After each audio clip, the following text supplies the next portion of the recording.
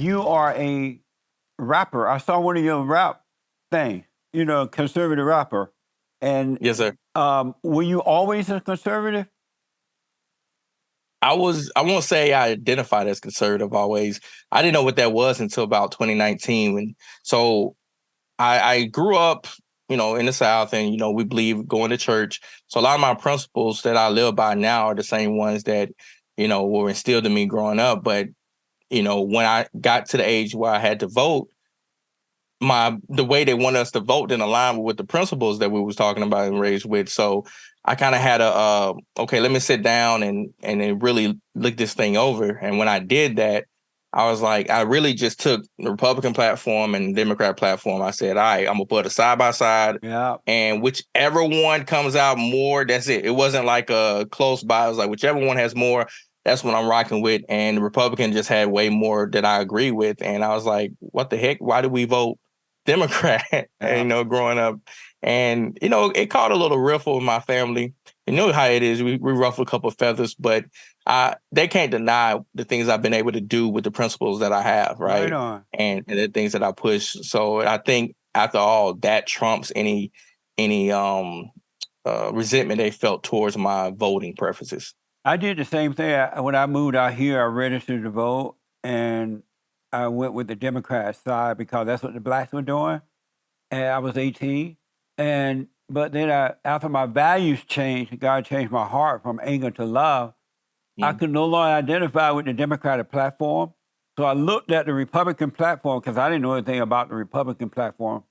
And so I looked at it, I looked at the Democrat, and I realized I can't identify with the Democrat thing anymore. And so I became a conservative from that point forward. And my family didn't understand. They're like, what's wrong with you? Well, how can you be a Republican? How can that be? But they didn't understand the values. They didn't, I guess they didn't read the platform. What do you think? What's wrong with the blacks? Well, I always tell people we got a low emotional IQ, and that comes from years of manipulation, and people take advantage of it. And also, we don't dismiss it. We accept it into the culture and we promote it. And I think that's been to our detriment. And once you create a pattern, people that is out to do some harm to you can take that and use that against you. Yeah. And so they know how to get us going every time they need to get a policy passed, even though it's to our own detriment. Anytime they need to do something, they know, make sure it's white versus black. They never show the Asian versus the blacks doing anything racist. They never show Filipino or anybody else. It's always white versus black. Yeah. They know what the trigger is, and we fall for it every time. And I tell people, look, guys, as Larry Elder would say, facts are racist. So I tell people, look at the facts of the situation. Wait for the entire story to unfold. Yeah. Have there been some racist events? Absolutely. Does it happen on a wide scale? No. So don't treat every case like that. Just take it step by step. A good point, man. And how do they respond to that when you talk to them about those things? How do they respond to you about those issues? In person, most time they accept it. I've found more success offline than online with my rhetoric, just because people that know me and see the impact that I'm having, they know that I'm a good person. And if I'm a good person and doing the things I'm doing, then it's got to be more than just Topher is supporting racists in the Republican Party. It's got to be something more to it. So I've had more success with people that I have rapport with. Some of my best friends, I remember when I, became more vocal about voting for Trump around 2020 because it was just a big election. A lot of people kind of backed away without telling me. And then, but they came back around a year or two later and said, look, the Lord been working with me, and he told me that I kind of, you know, written you off without a reason. Like, you didn't harm me, you didn't cause no harm to my family, you didn't treat me no type of way. I just because of who you was voting for, I felt a certain way. And so I've had a lot of relationships restored, and other people just hung on. And one of my nephew is one of the people that I think I impacted the most with what I've been saying. It's because he's been able to see it. Now that I pointed it out to him, and then he's been with me along the ride, he's the one asking me questions. I'm like, yep, let's tie back to this. This goes back to that. And now he's I would consider him conservative as well, and he would probably most likely vote Republican too, just because, as they call us, give us 6 months, we're no longer conspiracy theorists, right? Yeah. What? So you voted for the Great White Hope?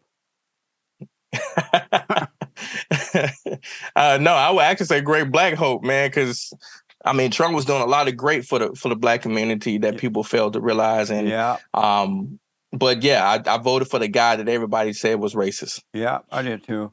How did you get into rapping, becoming a conservative rapper? How did that come about? I've always been Christian. I think conservatism and Christian kind of went hand in hand, at least for me. So I've always made clean music. My music has always been more on the positive side, but I got more direct with my policies and people that and social political topics with my music around 2020, just because no one else was really talking about it. Like everybody else would.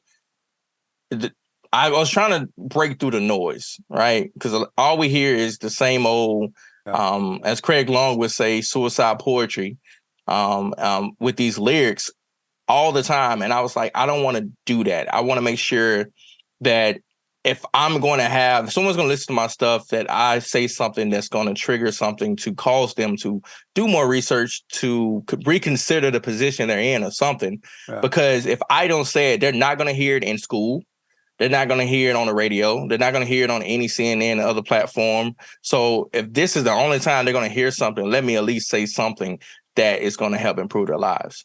So I started around 2020 and started teaming up with Bryson Gray, Tyson James, the Marine rapper, DQ, and everybody. And we just created a great movement for the last 3-4 years that has done some incredible things. Like I said, I've been able to get a #1 Billboard, including multiple other Billboard, as an independent artist, which is, is unheard of for the most part. Because, typically most people that get that role, they're major artists.